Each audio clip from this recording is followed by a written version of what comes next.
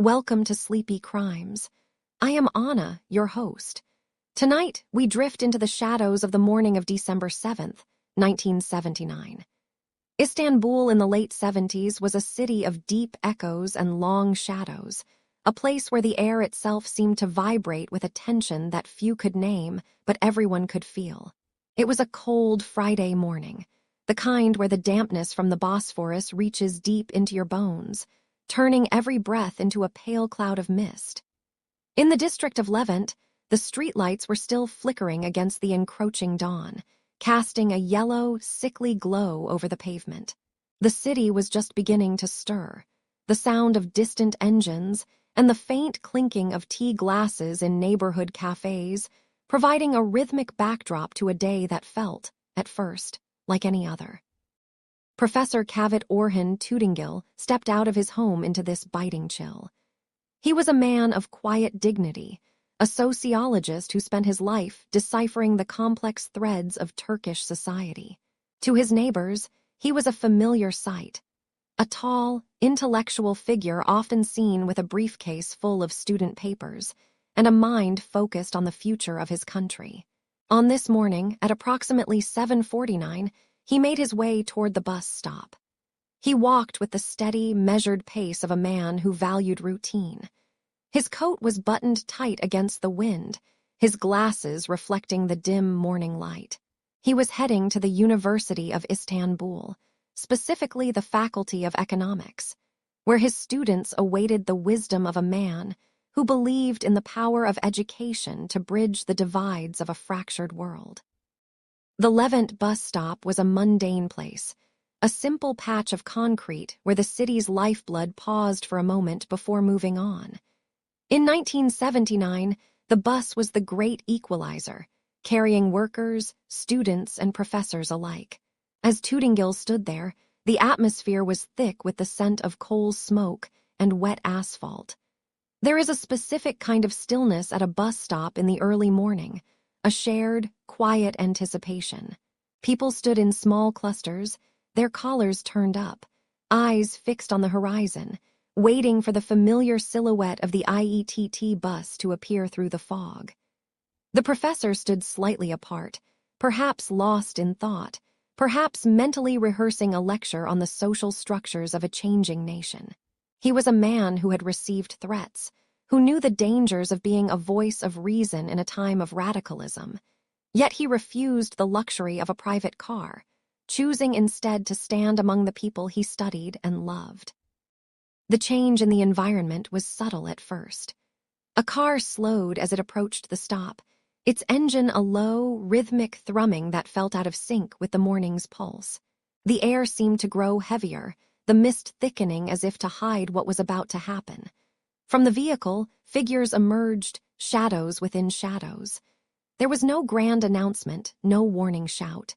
The gunmen moved with a terrifying, practiced efficiency.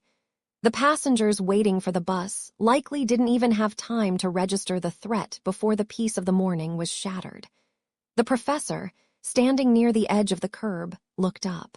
In that final, fleeting moment of recognition, he saw the faces of the men who had come to silence him. The world seemed to contract, focusing entirely on the small space of the Levant bus stop, as the first movement of violence began to unfold. Then came the sound. 4 shots fired in rapid succession. 1, 2, 3, 4. The cracks were sharp and metallic, tearing through the damp air and echoing off the concrete walls of the nearby buildings. The violence was brief, lasting only seconds, yet it carried the weight of an era.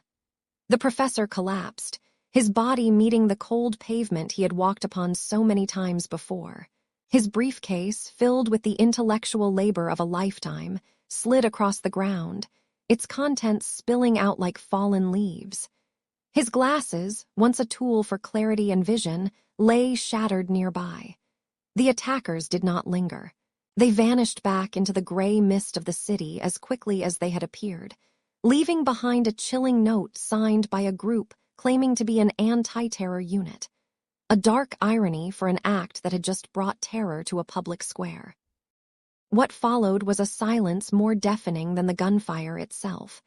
It was the silence of a city in shock, the silence of witnesses who were too afraid to breathe. The mist continued to swirl around the bus stop, indifferent to the tragedy.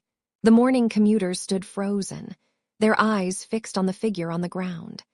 The only sound was the distant, haunting cry of a seagull over the Bosphorus and the faint, rhythmic ticking of a watch on a fallen wrist. In that heavy, terrifying quiet, the realization began to sink in. A giant of Turkish sociology had been taken. The Levant bus stop was no longer just a place of transit. It had become a site of mourning, a stark reminder of the cost of speaking truth in a time of silence. As the first light of the sun finally broke through the clouds, it illuminated a scene of profound loss, marking the beginning of a mystery that would haunt the nation for decades to come. The silence that followed the final echo of the gunshots was not a peaceful one. It was a heavy, suffocating weight that pressed down on the narrow street in Levant. For a few heartbeats, the world seemed to hold its breath. The only movement was the soft, rhythmic falling of snowflakes, drifting down from a leaden sky to touch the cooling pavement. Professor Cavit Orhan Tütengil lay still near the Yonka bus stop, the very place where he had intended to begin his daily journey toward his students and his books. The white ground beneath him began to change, the pristine snow surrendering its purity to a spreading, vivid shade of crimson. It was a sight that would forever be etched into the memory of those who dared to look out from their frosted windows on that morning of December 7th, 1979. Nearby, a small piece of paper fluttered in the freezing wind, weighted down only by the tragedy it accompanied. It bore the name of a group few had ever heard of, a chilling claim of responsibility left as a calling card in the wake of the violence. Then the sound returned, but it was not the sound of the city waking up. It was the sharp, urgent wail of sirens cutting through the winter air. The first responders arrived with a frantic energy that contrasted sharply with the stillness of the man on the ground.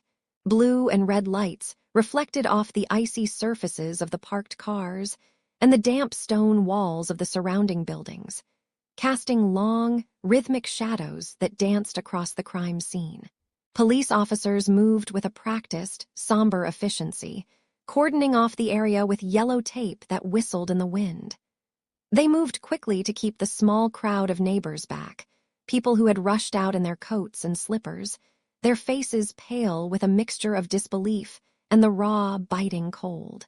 The air was thick with the smell of exhaust, salt, and the faint, metallic tang of spent gunpowder that lingered despite the breeze. It was the beginning of an investigation that would pull at the very fabric of the nation, but in those first moments, it was simply a scene of profound, localized grief. The investigators knelt in the slush, their breath blooming in white clouds as they began the meticulous task of documenting the evidence. They focused their flashlights on the ground, searching for the small, telltale glints of brass among the half-melted ice. One by one, they located the shell casings.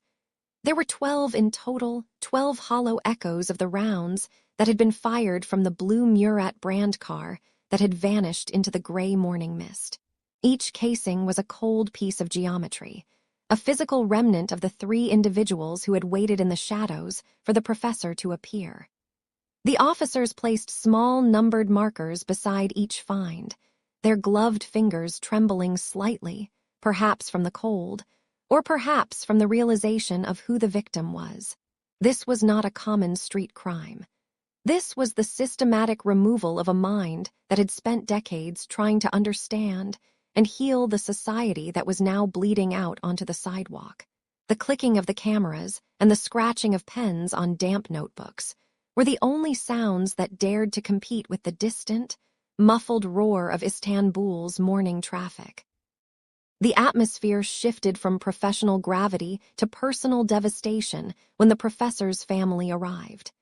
His wife, Shukriye, and his daughter, Deniz, were suddenly there, thrust into a nightmare that had started with a simple goodbye only minutes earlier. The sight of them standing at the edge of the police line, their voices rising in a desperate search for hope that was already gone, broke the resolve of even the most hardened onlookers. They had been told of a threat by telephone just 10 minutes before he left the house, a warning that the professor had met with the quiet courage of a man who believed his work was more important than his fear. Now, the reality of that choice was laid bare in the winter light. The cruelty of the scene was magnified by the everyday items scattered nearby. His bag, perhaps containing the notes for the lecture he was meant to give at 8 in the morning. The personal tragedy was unfolding in a public space, a private world shattered on a public street, as the crimson continued to seep into the frozen earth. While the investigators worked in Levant, a different kind of tension was beginning to hum through the halls of Istanbul University. In the Faculty of Economics, the corridors were usually filled with the spirited debates of students and the hurried footsteps of academics. But as the clock moved past 8, a strange unease began to settle. The sociology lecture hall remained empty at the front, the wooden podium waiting for the man who was always punctual, always prepared. Small groups of students began to huddle in the hallways, whispering as the first reports trickled in through the telephone lines. The news did not arrive all at once. It came in fragments, like a glass breaking in slow motion. A name mentioned on a radio bulletin, a frantic call from a colleague, a rumor that grew more certain with every passing minute. When the final confirmation arrived that Professor Tütengil had been killed, the university did not just mourn. It shuddered. The air in the lecture halls grew cold, and the books on the desks seemed to lose their weight. A giant of Turkish sociology, a man who had dedicated his life to the study of village institutes and the progress of his people, was suddenly, violently gone. The reaction was immediate and visceral. Classes were abandoned as the shock turned into a collective, burning indignation. Students and faculty members poured out into the courtyards, their faces a mask of grief and burgeoning anger. The university, often a microcosm of the country's political struggles, became a sea of black coats and somber expressions. They spoke of the other professors who had fallen before him, realizing that the list was growing longer, and the shadows were reaching deeper into the heart of the academy. There was a sense that an era of intellectual safety had truly ended. As the news spread further across the city, from the tea houses to the government offices, the name of Cavit Orhan Tütengil became a rallying cry. The immediate chaos of the crime scene had transformed into a wider, more profound instability. The crimson snow of Levant was no longer just a local tragedy. It was a stain on the conscience of a nation that was rapidly losing its way in the darkness of the late 1970s.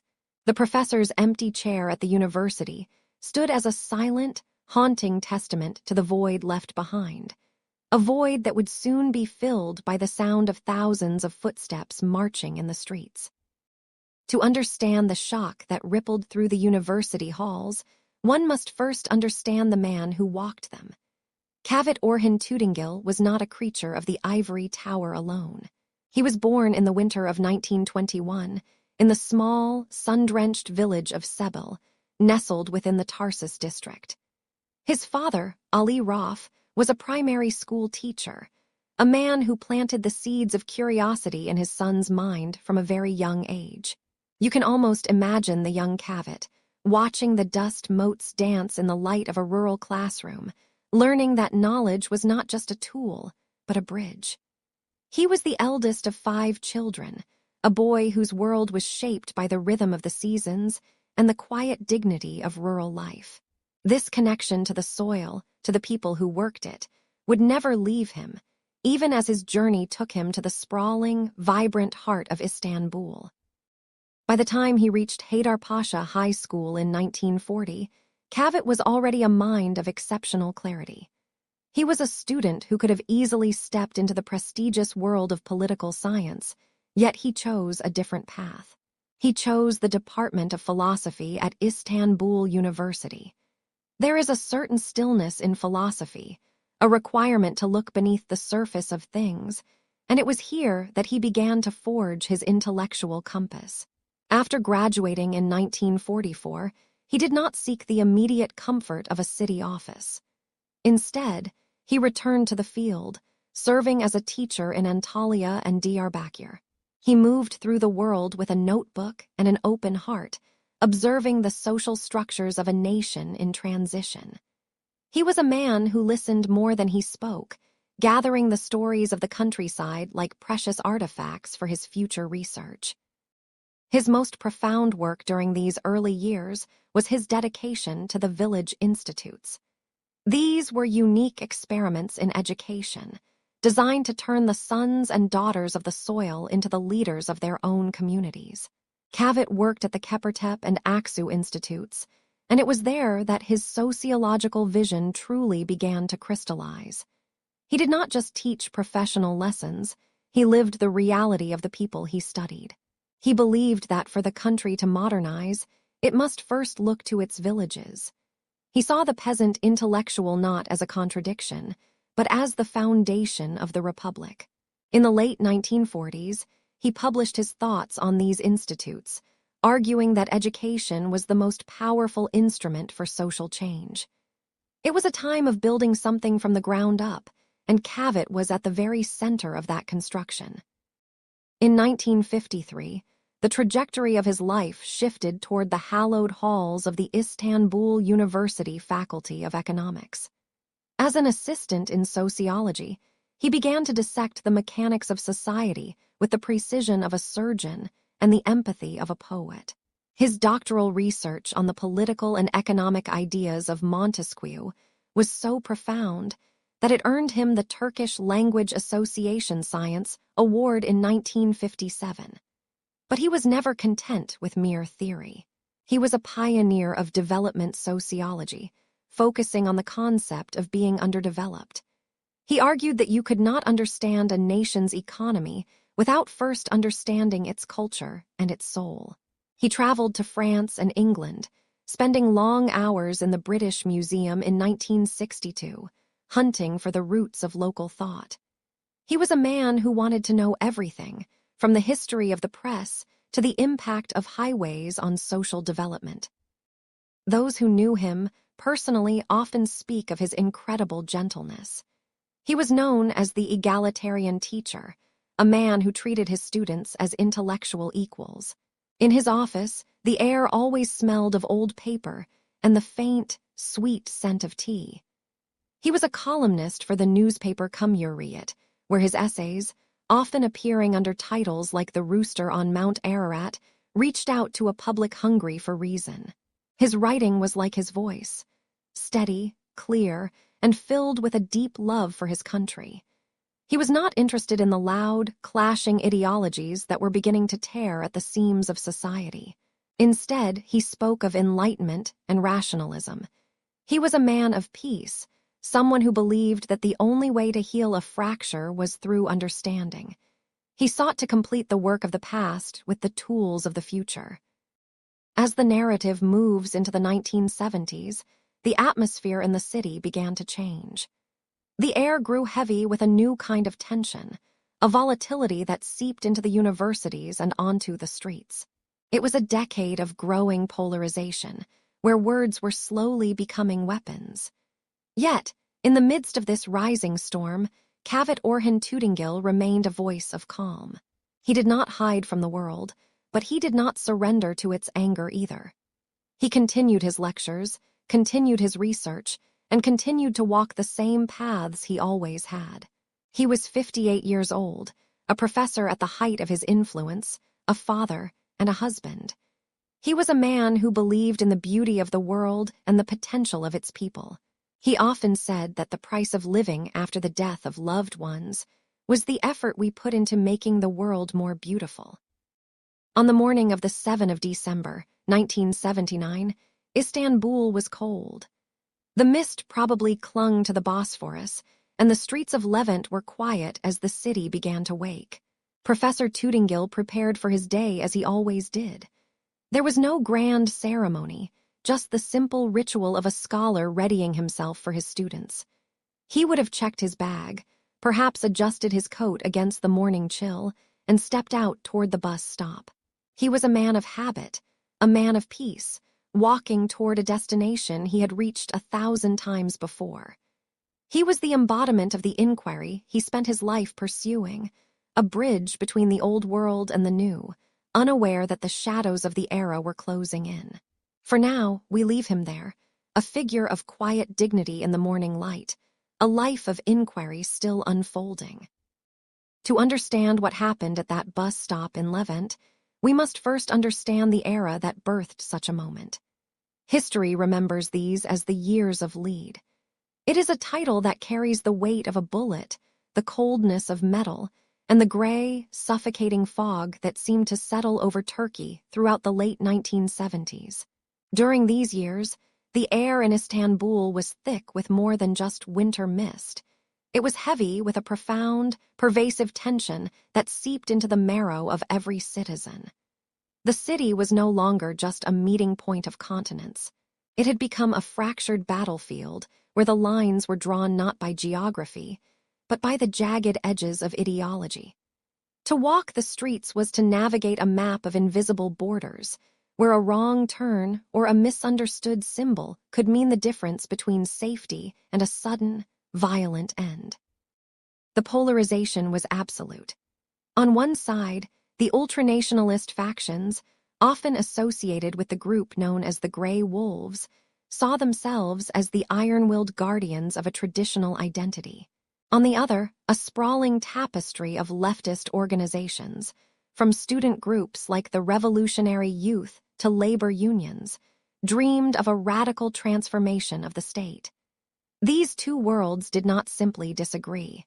They were engaged in what many historians now call a low-level civil war. By 1979, the violence had become a rhythmic, terrifying part of the daily pulse. Walls were no longer just structures of stone. They were canvases for warring slogans, painted in the dead of night with thick, dripping letters, only to be covered in fresh blood by dawn. Every neighborhood had a color, every coffeehouse a faction, and every silence was filled with the unspoken question of where your loyalties lay. In this landscape of extremes, men like Cavit Orhan Tütengil occupied a space that was both vital and incredibly dangerous. He was a professor of sociology at Istanbul University, a man whose life was dedicated to the quiet, methodical study of how societies evolve and how they break. But in a time when the streets were screaming, the measured voice of an intellectual could be perceived as the loudest threat of all. Tütengil was a Kemalist, a believer in the secular vision of the Republic, and he shared these thoughts frequently in his columns for the newspaper Cumhuriyet.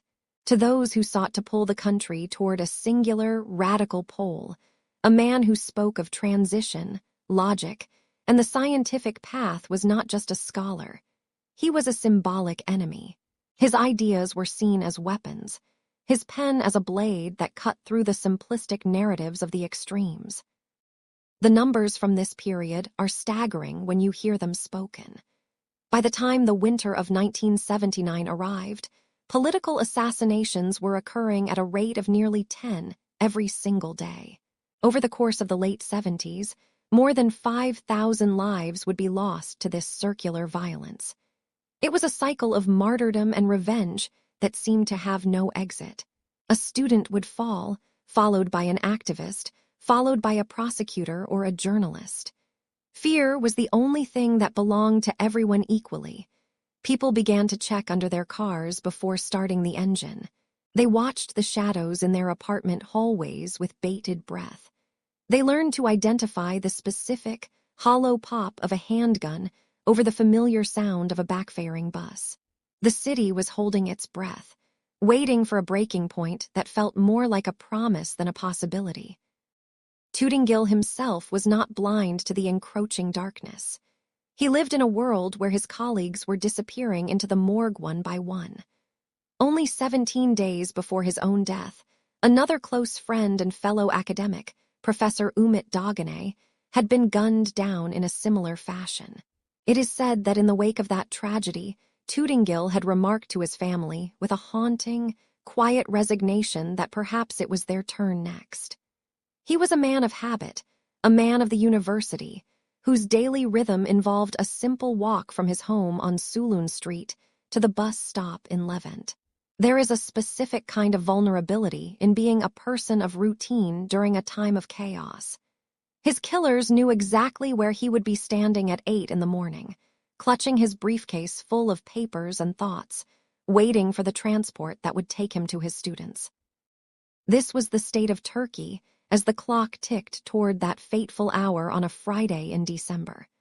The country was paralyzed by its own divisions, governed by weak coalitions that were unable to stem the tide of blood in the streets. In the eyes of the four men who were closing in on the Levant bus stop, they weren't just killing a professor of sociology. They were participating in a grim ritual of political theater.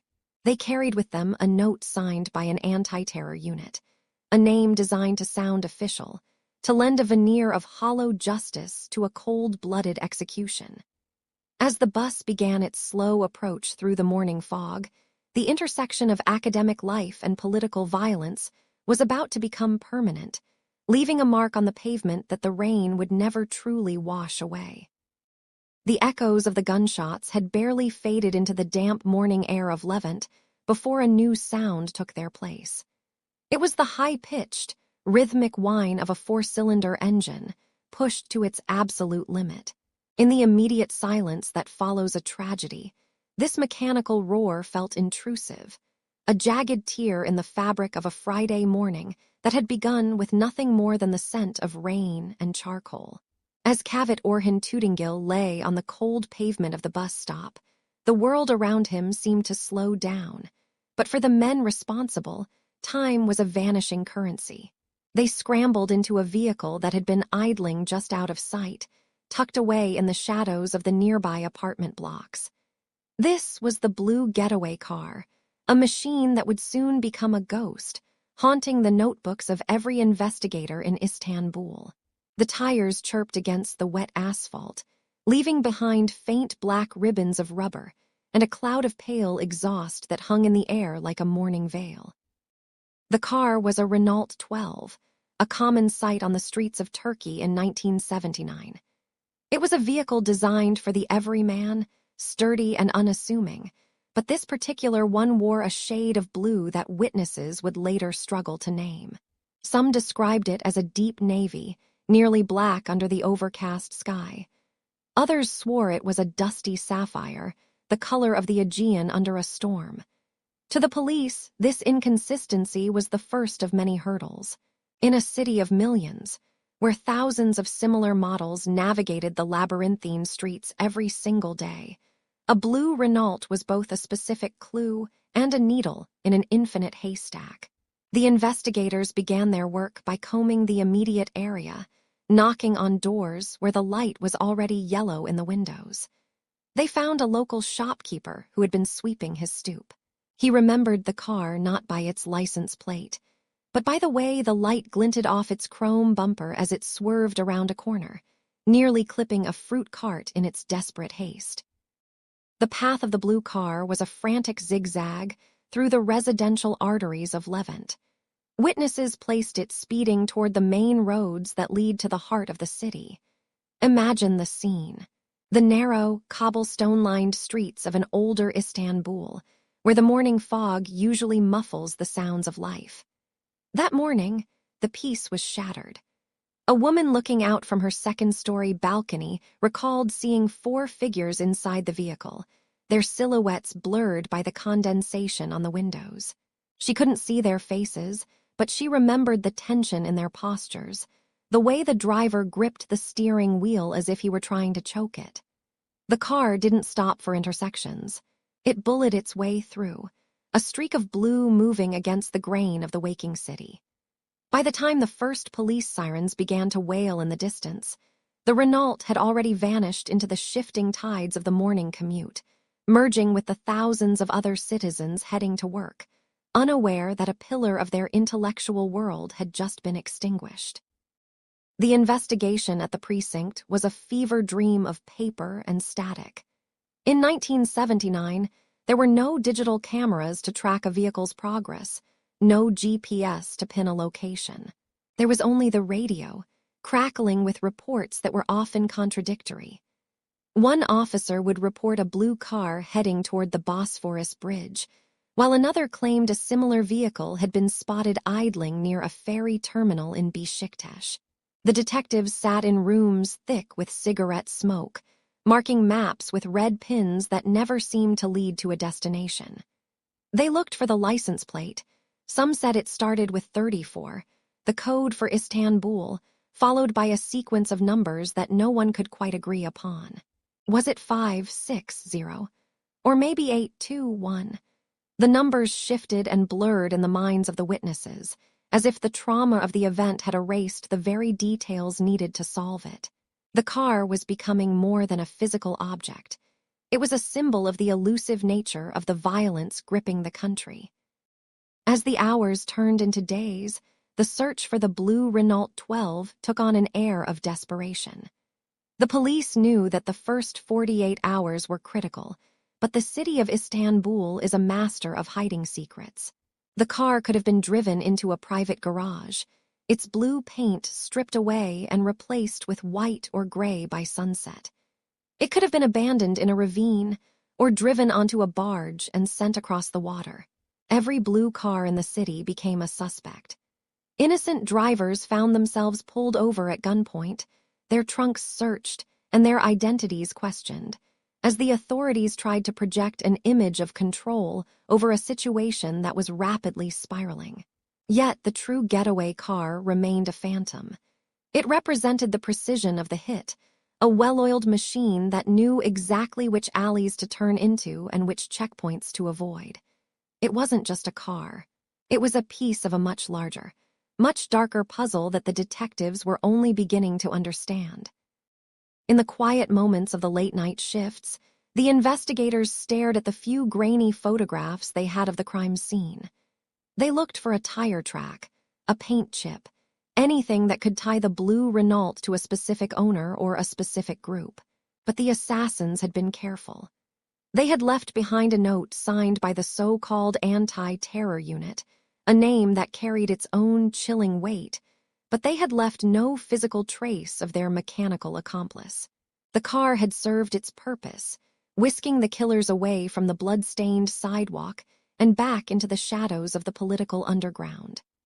The blue getaway car would eventually be found, or perhaps it wouldn't, but its presence in the narrative of Cavit Orhan Tütengil's death remained a haunting reminder of how easily justice can be outrun. As the city finally slept on that cold December night, the image of that blue streak across the gray streets of Levant remained burned into the collective memory of a nation that was slowly losing its way. The quiet of the forensic laboratory at night is a different kind of silence than the one found in a library or a bedroom. It is a heavy, sterilized stillness, broken only by the hum of cooling systems and the occasional rhythmic drip of a faucet. In this space, the investigators moved beyond the grainy photographs and into the realm of the tangible. They gathered around a stainless steel table, where the physical remains of that December morning in 1979 were laid out under the unforgiving glare of fluorescent lights. Here, the story of Cavit Orhan Tütengil's final moments began to take shape through the cold, hard language of metal and physics. On the table sat the shell casings, small cylinders of brass that once held the power to alter the course of Turkish intellectual history. Each one was a silent witness, a metallic record of a sudden, violent eruption in the morning fog of Levant. The ballistics report identified the caliber as 9mm parabellum. It is a common round, efficient and reliable, favored by both law enforcement and those who operate in the shadows. But the story was not just in the caliber itself, it was in the condition of the brass. The investigators used magnifying lenses to trace the microscopic scratches left by the firing pin and the extractor. These markings are like fingerprints for a firearm, unique and unmistakable.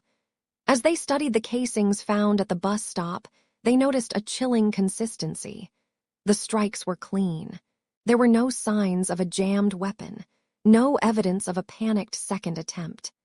Each round had been chambered and expelled with a mechanical precision that felt less like an act of impulsive rage and more like the calculated function of a machine.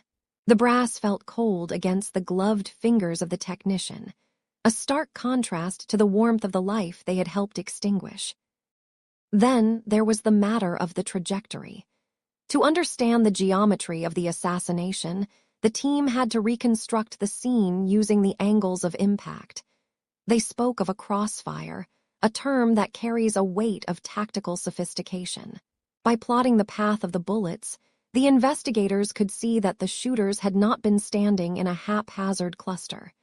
Instead, they had positioned themselves with professional foresight. There were 4 of them, placed in a way that created a lethal net. As Professor Tütengil stood waiting for his bus, he was at the center of a converging series of lines. The bullets did not come from a single direction.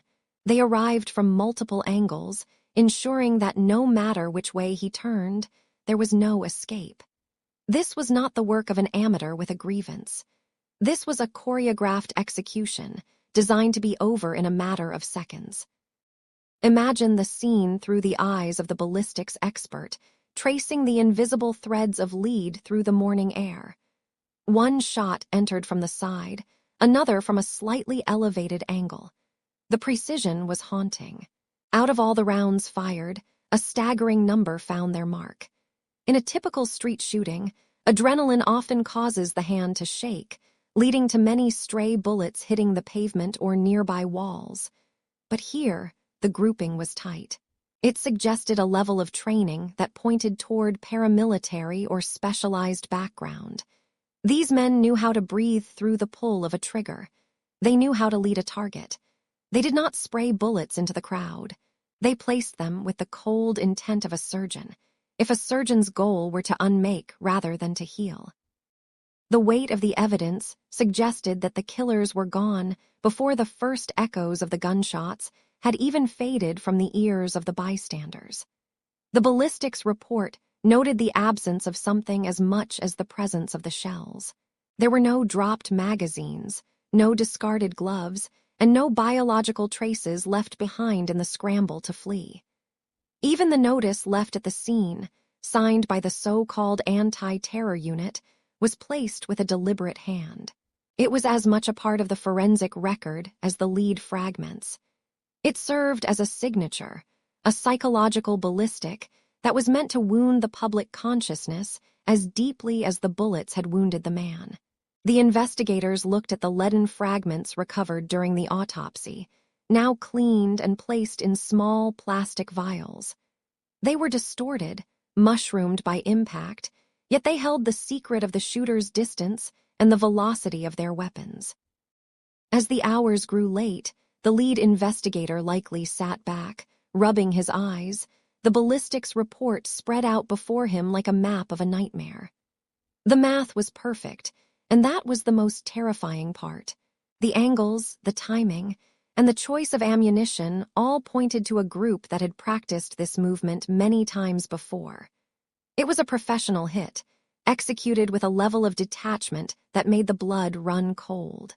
The professor's academic life, filled with theories of sociology and the gentle nuances of language, had been ended by the most blunt and practical of applications. The physics of a 9mm projectile.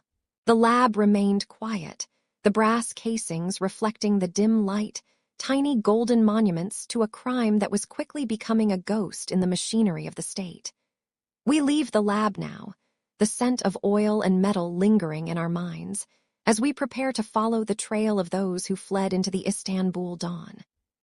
The transition from the cold, clinical steel of a ballistics lab to the intimate, paper-strewn desk of a scholar is a jarring one. While the investigators in 1979 were busy measuring the trajectory of bullets, another trail of evidence was being quietly gathered from the professor's private world. Among the leather-bound volumes of sociology and the meticulously graded student papers, there existed a separate folder. It was a collection of shadows in the form of mail. For months leading up to that gray December morning, Cavit Orhan Tütengil had been receiving a different kind of correspondence. These were not the usual inquiries from academic peers or the grateful notes from his students at Istanbul University.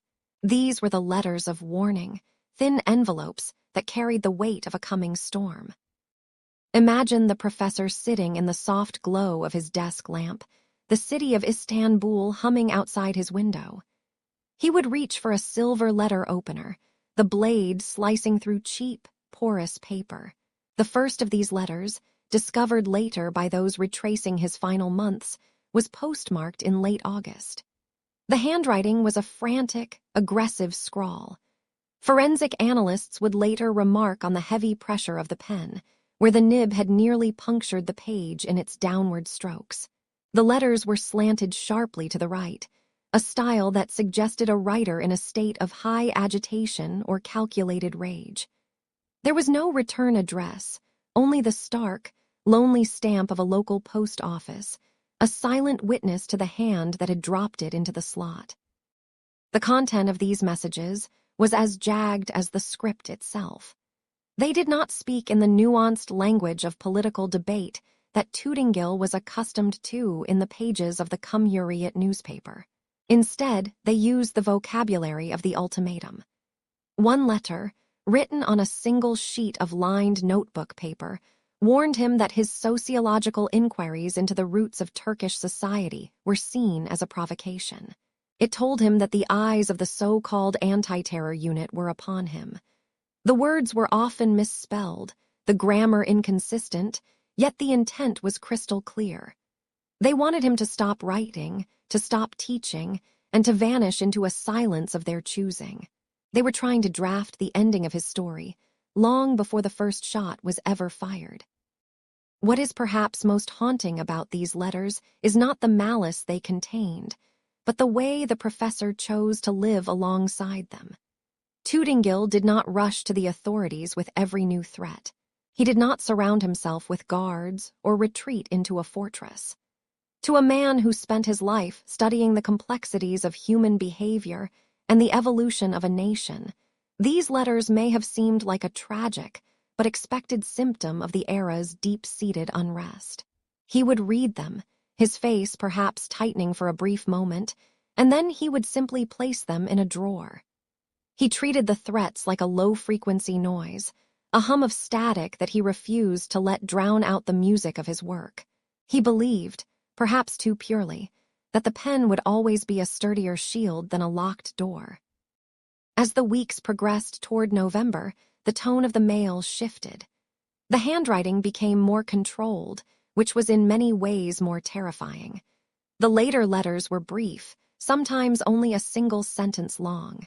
They began to mention his daily routines, the bus stop in Levant where he waited each morning, and the specific hours he spent in the faculty library. The analysis of these later notes suggested a shift from general ideological hatred to specific, tactical observation. Someone was watching the clock. Someone was standing in the shadows of the university gates, timing his movements. And yet, the professor continued.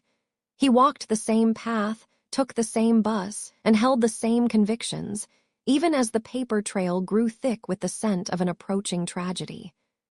When investigators finally spread these letters out across a long table after the 7th of December, the pattern was undeniable. It was a map of a premeditated strike. The ink, the paper, and the escalating tension in the prose told a story of a target being narrowed down. The handwriting experts pointed to the consistency of the ink, suggesting that several of the warnings had been written at the same desk, likely in a single sitting, and then mailed at intervals to create a psychological siege. But the professor had refused to be besieged. He had left those letters in the dark of his desk drawer, choosing instead to focus on the light of his research, a choice that defined both his life and the legacy of the silence that followed. The investigators sat in rooms where the air was thick with the scent of old tobacco and the metallic tang of radiator heat. Outside, the Istanbul winter of 1979 was pressing against the glass, but inside, the focus was entirely on the paper trail.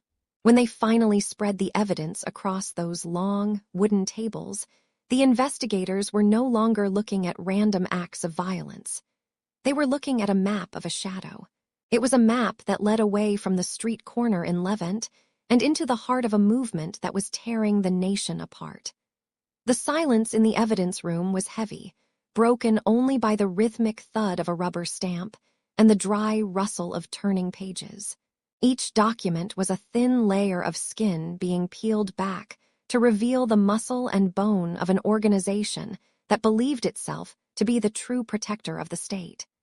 They began to see how the name of Cavit Orhan Tütengil had been whispered in certain circles long before the trigger was pulled. He was not just a professor to them. He was a symbol of a worldview they were determined to erase. Among the hundreds of names written in hurried script across police reports, one began to surface with a troubling frequency: Selil Adan. At that time, he was a young man, energetic and deeply committed to the nationalist cause.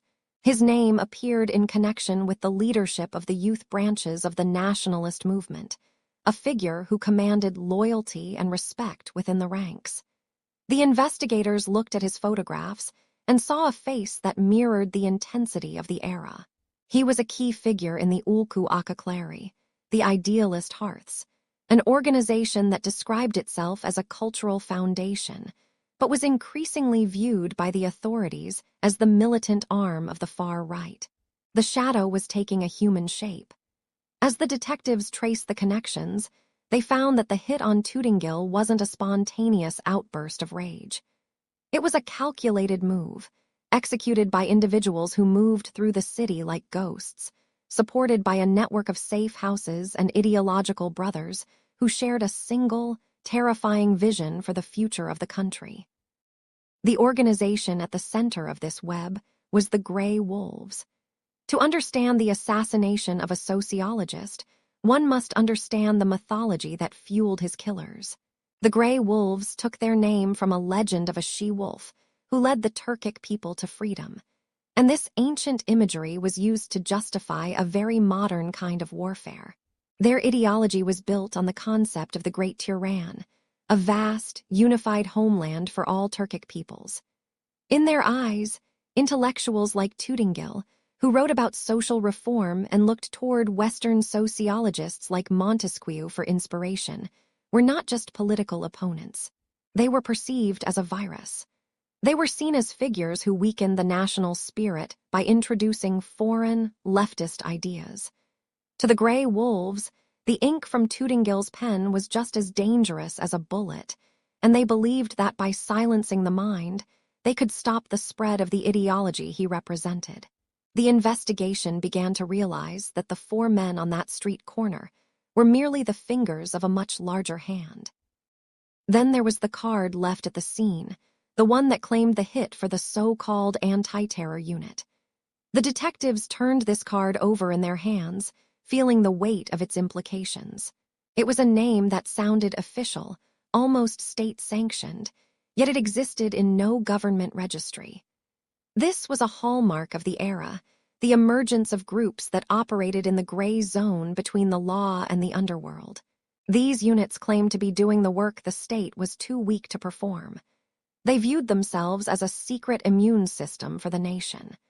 As the investigation into Tütengil's death deepened, the links between these self-appointed vigilantes and the established nationalist parties became impossible to ignore. The names Selil Adan and others like him represented a bridge between the street-level violence and the higher corridors of political power. The investigators felt a chill that had nothing to do with the winter air. They were realizing that the shadows they were chasing were being cast by some of the very structures meant to provide light and order. The ideological motivations behind the hit were as cold and precise as the ballistic reports. Tütengil had been a voice for the Kemalist left, a man who believed in the power of education and rural development to transform Turkey. To his enemies, this made him a prime target for a campaign of destabilization. The goal of the assassination was not just to kill a man, but to create a vacuum of fear. By removing the pillars of the intellectual community, the Grey Wolves and their affiliates hoped to collapse the bridge between the state and the people. The investigation struggled against a wall of silence. In the neighborhoods where the Grey Wolves held sway, nobody had seen anything. Nobody knew the names. The files grew thicker, filled with descriptions of dark wool coats, silver rings bearing the wolf's head, and whispered conversations in crowded tea houses. The detectives were no longer just looking for murderers. They were trying to map a secret society that had integrated itself into the very fabric of the city's survival. As 1979 drew to a close, the indictment began to take shape, naming names that would echo through Turkish politics for decades to come. The shadow had been identified, its origins traced back to the heated halls of the idealist hearths and the radicalized youth who saw themselves as soldiers in a war that had no front lines. Yet, identifying the shadow was not the same as capturing it. The links were there, etched in ink and confirmed by the frantic testimony of those who had dared to speak, but the power behind those links was growing. The case of Cavit Orhan Tütengil was becoming a mirror, reflecting the fractured soul of a nation on the brink of a total transformation. The detectives knew that every name they added to the list was a thread in a tapestry that was far too large for one room to hold. The focus now shifted from who had pulled the trigger to who had provided the gun, and why the state seemed so hesitant to stop the hand that held it. The year 1980 arrived not with a sense of renewal, but with the heavy, leaden weight of an impending storm. In the wake of Professor Tütengil's murder, the legal machinery of Turkey had attempted to turn its gears, but it found itself grinding against a void. The men named in the initial reports, those suspected of orchestrating the ambush in the early morning light, had simply vanished. It was as if the city of Istanbul itself had exhaled, and in that single breath, the suspects had been carried away. Investigators walked through empty apartments where the tea was still cold in the cups, and the calendars were still turned to December of 1979. There was a haunting stillness in these abandoned spaces, a silence that spoke of a well-organized retreat. They were not merely running. They were being moved, guided by a hidden hand that understood the geography of the shadows far better than the police ever could. To understand the flight of these suspects, one must imagine the borders of the early 1980s.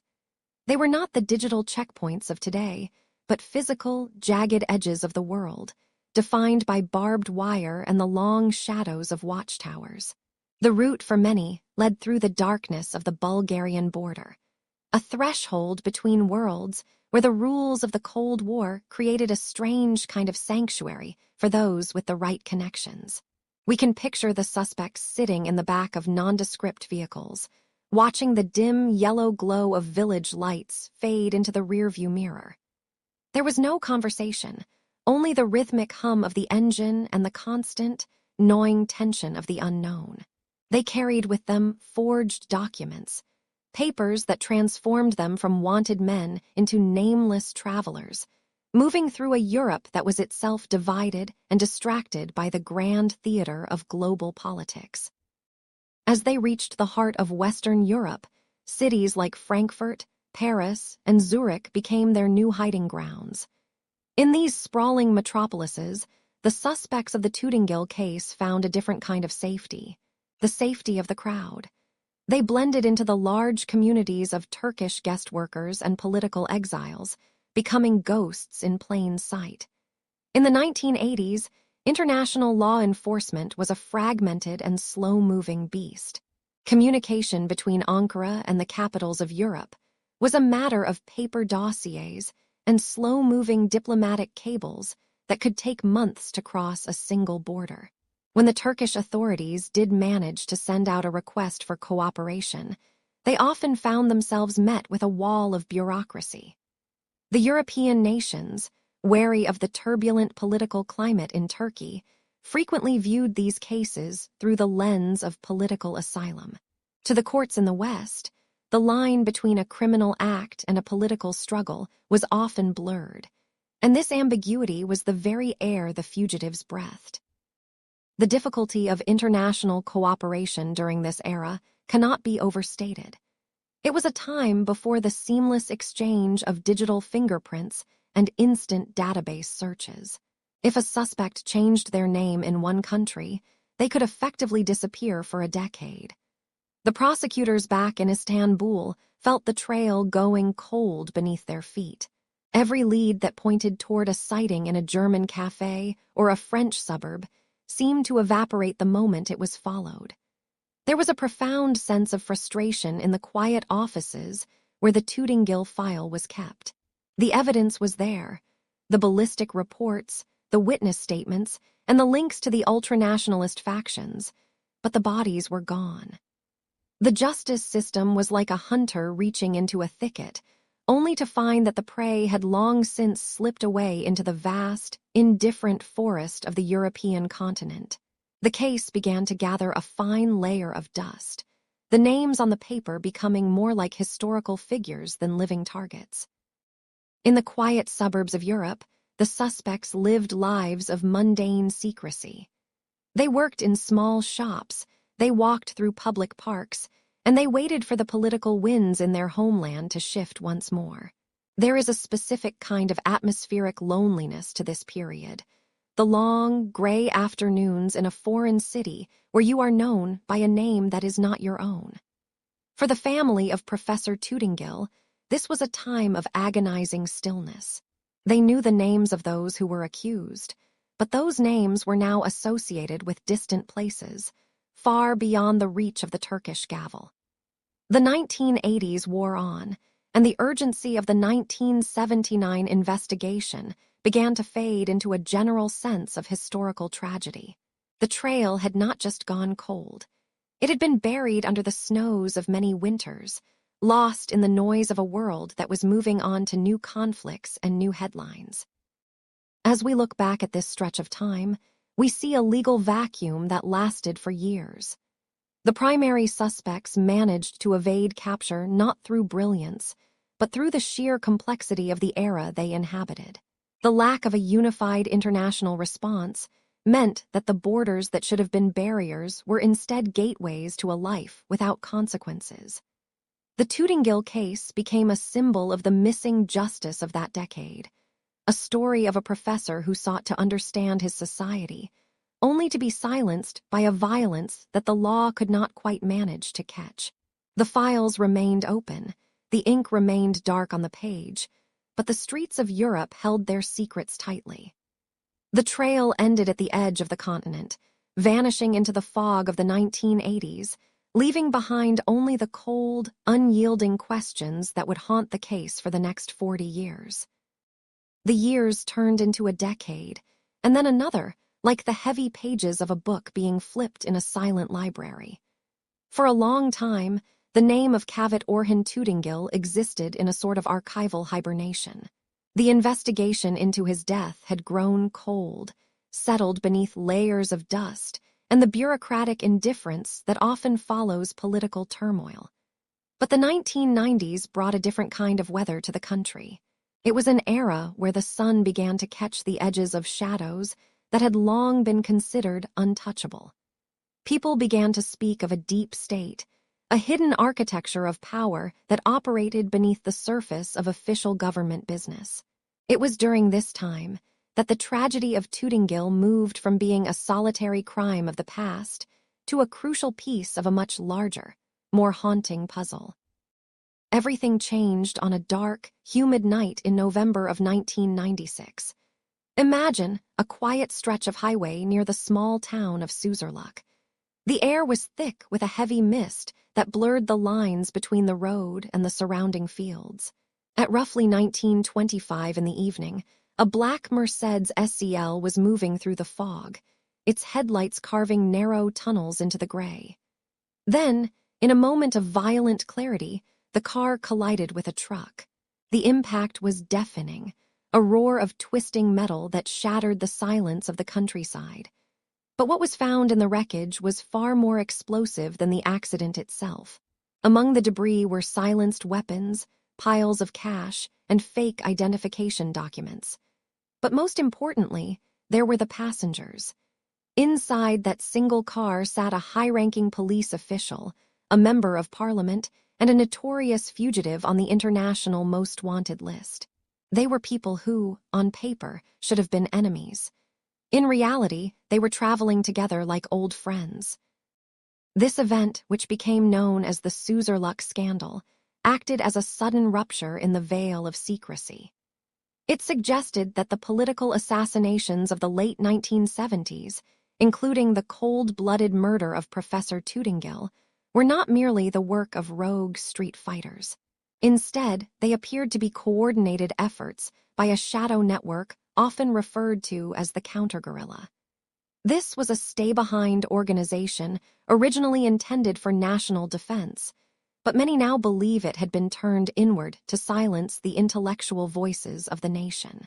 As the public watched the news in 1996 and 1997, they began to look back at the morning of December 7th, 1979, with a new and chilling perspective. The bus stop in Levant was no longer just a crime scene. It was a site of state-sponsored erasure. Consider the note left at the scene of the assassination, signed by the so-called anti-terror unit. For 17 years, that name had been dismissed by many as a generic cover for right-wing militants. But after Susurluk, investigators and journalists began to connect the dots. The unit wasn't just a name. It was a signature of a specific type of operation.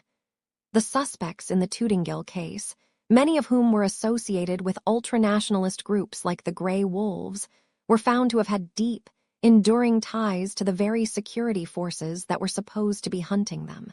The legal vacuum we discussed previously was suddenly revealed to be a carefully maintained sanctuary. When suspects were acquitted, or when evidence went missing, it wasn't due to incompetence.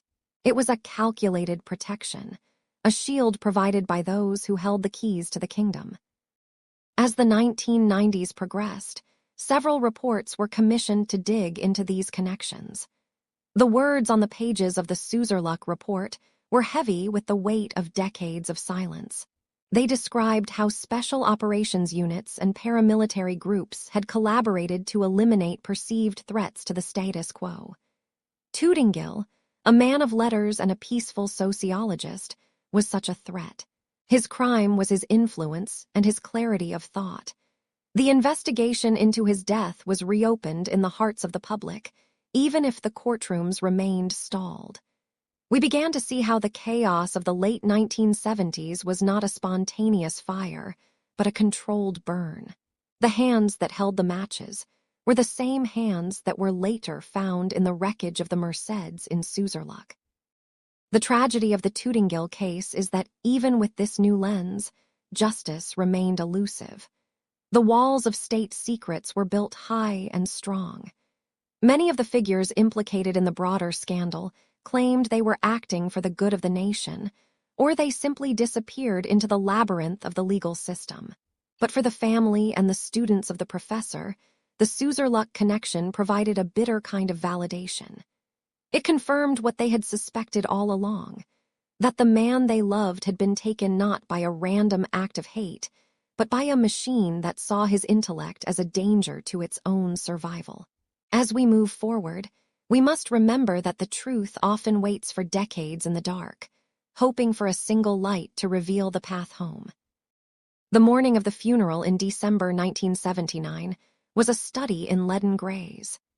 Istanbul was wrapped in a biting, damp cold that seemed to seep through the thickest wool coats and settle in the very bones of the thousands who gathered to say goodbye.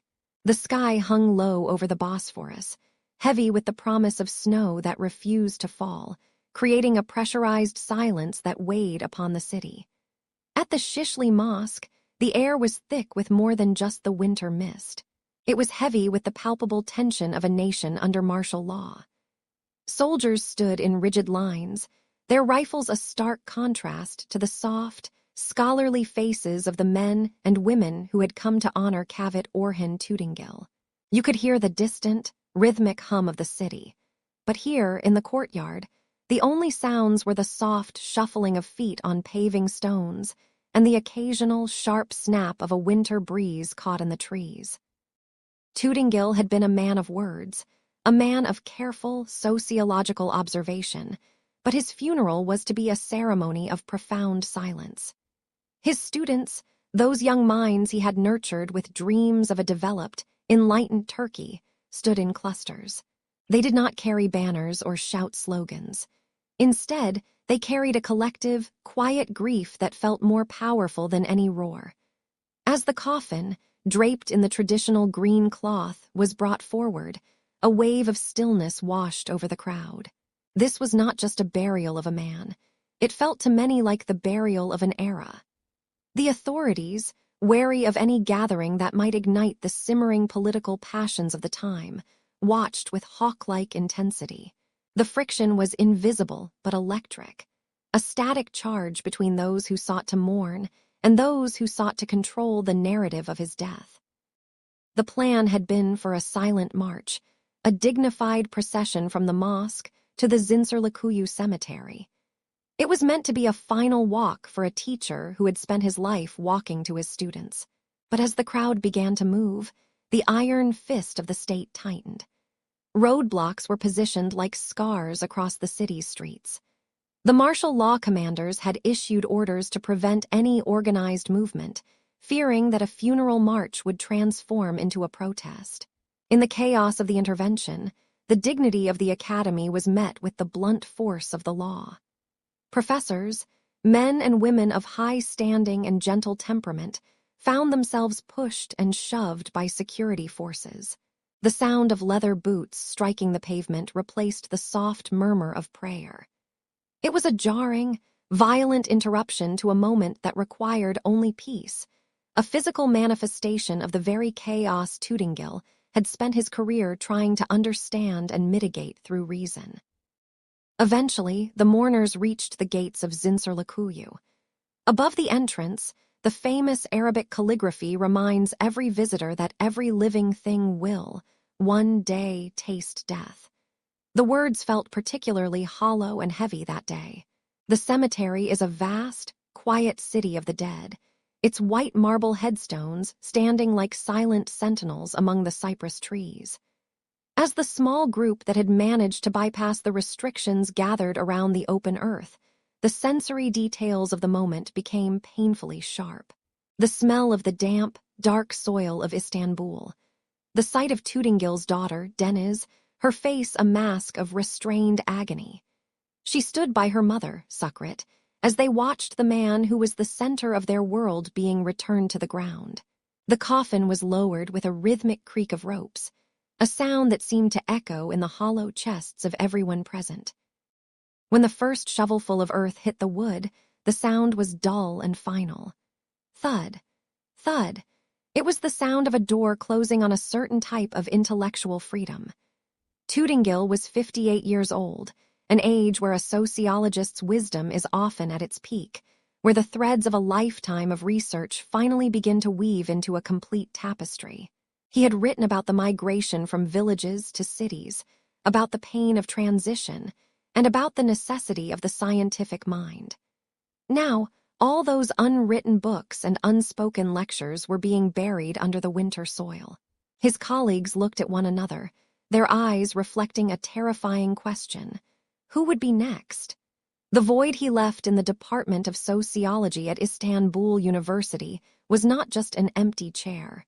It was a sudden, dark silence in a room that desperately needed light. In the weeks that followed, his office remained untouched. The scent of old paper and tobacco lingered in the air, a ghostly reminder of the man who had arrived every morning with a briefcase full of hope. His death was a funeral for reason, because it signaled that logic, evidence, and civil discourse were no longer enough to protect a person in the polarized landscape of the late 70s. The assassination told every academic in Turkey that their thoughts could be a death sentence. As the snow finally began to fall over Zincirlikuyu, covering his fresh grave in a shroud of white, the intellectual heart of the nation felt a chill that would not thaw for decades. The loss was immeasurable, a fracture in the foundation of Turkish sociology that left a permanent scar on the students who had to learn, far too early, what happens when the pursuit of truth meets the path of a bullet. The passage of time is like a slow-moving river, smoothing the sharp edges of memory until only the broad shapes of history remain. It has been over 44 years since that cold morning in December, and the ink on the investigation files has begun to fade into a ghostly gray. In the archives of Istanbul, the heavy scent of dust and aging paper hangs in the air, a still and quiet weight that presses against the shelves. Each folder is a repository of questions left unanswered, a collection of testimonies that led nowhere, and names that have slipped through the fingers of the law. We find ourselves looking at a landscape of silence, where the echoes of the gunfire at the bus stop have been replaced by the rhythmic ticking of a clock that never seems to reach the hour of justice. The state of the case today is a quiet tragedy, a series of closed doors and forgotten leads that leave a hollow space in the heart of the story. When we look at the legal proceedings that followed that winter of 1979, we see a labyrinth of shadows. The men who were accused, the groups who claimed responsibility under the name of the Anti-Terror Unit, seemed to vanish like smoke in the wind. The trials were marked by delays, by missing witnesses, and by a sense of exhaustion that eventually pulled the veil over the truth. The year 1980 arrived shortly after, bringing with it a change in the wind that shifted the focus of the nation. And in the chaos, the search for the people who took the life of Professor Cavit Orhan Tütengil became a secondary concern. Today, there are no prisoners behind bars for this act. There are only the quiet whispers of what might have been, and the heavy realization that some debts to the truth are never paid in full. If you were to stand at that bus stop in Levant today, you would hear the modern pulse of Istanbul, the screech of tires on the asphalt, the distant hum of the city's heart, and the chatter of students who are perhaps the same age he was when he first began to dream of a better society. The air is different now, filled with the smell of exhaust and the salt of the sea, yet there is a lingering stillness if you listen closely enough. The concrete underfoot does not remember the blood that was spilled upon it, nor does the wind carry the sounds of the struggle. It is a place of transit, where thousands of people pass every day, unaware that they are walking through a site of profound loss. The finished buildings and the bright lights of the shopping districts have grown over the scars of the past, masking the violence of 1979 with the polished veneer of the present. It is here that the lesson remains unfinished, suspended in the space between what was and what could have been.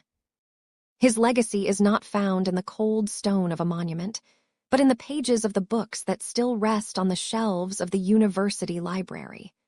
We can almost see him there, his hand moving across the paper, the scratch of the pen being the only sound in the room. He wrote of the sociology of the countryside, of the migration from the village to the city, and of the fundamental need for a society rooted in reason and secular thought. These works, like Rural Development and his reflections on the village institutes, are the true markers of his existence. They carry the weight of his intellect, a warmth that survives the chill of the assassin's lead. When we open these books, we find the scent of old paper and the quiet authority of a man who believed that education was the only lantern capable of dispelling the darkness of ignorance. His words are a living bridge, connecting the struggles of his time to the questions we still ask ourselves today. The unfinished lesson is a phrase that carries a heavy resonance. It refers to more than just a lecture interrupted by violence. It is the symbol of a vision for a country that was never allowed to fully bloom. Cavit Orhan Tütengil believed in a Turkey that could bridge the gap between its past and its future through the power of sociology and the spirit of the Republic. When he was taken, a voice of moderation and deep inquiry was silenced, leaving a gap in the intellectual fabric of the nation. The lesson he was teaching, a lesson of peace, of understanding the social structures that bind us together, was left hanging in the air of that lecture hall, waiting for someone to pick up the chalk and continue the work. It is a reminder that when we lose a thinker, we lose 1,000 potential futures. We lose the nuances and the subtle shades of truth that only a dedicated mind can uncover. In these quiet moments of reflection, we must consider what it means to stand for peace when the world around you is calling for conflict. Tütengil was a man of the word, not the weapon. He chose the quiet labor of research and the public service of journalism to express his love for his country. In the face of rising tides of political anger, he remained a steady beacon of intellectual honesty. His life teaches us that the most profound acts of courage are often the most quiet ones. The act of writing a column when the threats are many. The act of walking to a bus stop to go to work when the streets are dangerous. His commitment to the truth was his greatest strength, and it is the quality that makes his memory endure even as the legal case against his killers has crumbled into the dust of the decades. We remember him not for how he died, but for the clarity with which he lived. As the night deepens and the world outside grows still, we let the story of the professor fade into the soft shadows of the past. We have walked through the corridors of the university, stood at the cold bus stop in Levant, and turned the pages of his many books. The mystery of who pulled the trigger may never be solved by a court of law, but the mystery of his impact is one we solve every time we value knowledge over violence. The unfinished lesson is now yours to carry, a quiet reminder to seek the light in the corners of history. The weight of the investigation is lifted from your shoulders, and the voices of the past are settled into a gentle murmur. The case rests now. Let the details fade. You are safe. Close your eyes, breathe deeply, and have a good night. Sleep well.